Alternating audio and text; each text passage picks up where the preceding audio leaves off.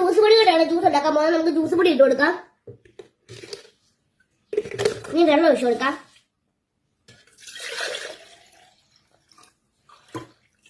കളറില്ലാത്ത juice പൊടി ആയതുകൊണ്ട് നമുക്ക് കുറച്ച് മഞ്ഞപ്പൊടി ഇട്ട് കൊടുക്കാം. ഇവിടെ കളറൊക്കെ ഉള്ളതായത് പക്ഷെ കാണുന്നില്ല. നമുക്കിനി ഇതൊന്ന് മിക്സ് ചെയ്യുന്ന ഇത്രയും കളർ പോരെ, നമുക്ക് കുറച്ചും കൂടി ഇട്ട് കൊടുക്കാം. ഇപ്പൊ കറക്റ്റ് ടാങ്ക് കണക്കായിട്ടുണ്ട്. അപ്പൊ നമുക്ക് പച്ചമുളകും തക്കാളിക്കും ഒന്നും ഇല്ലാത്ത നമുക്ക് ഇച്ചിരി ടാങ്ക് ഇട്ട് കൊടുക്കാം. ടാങ്കും പോട്ടെ, മുളക് പൊടി ഇട്ട് കൊടുക്കാം. ഇത്രയും മതി.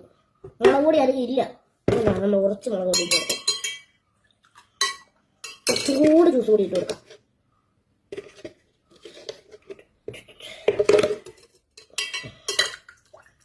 നമുക്ക് ടേസ്റ്റ് നോക്കാം. അപ്പൊ നമുക്ക് ഇത് ആർക്കെങ്കിലും കൊണ്ട് കൊടുക്കാവേ.